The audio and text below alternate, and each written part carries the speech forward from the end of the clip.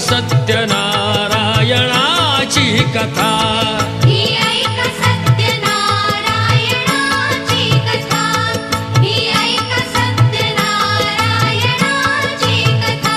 पुलका मुकुराजा होता महाथोर, तयाची पत्नी होती सुंदर.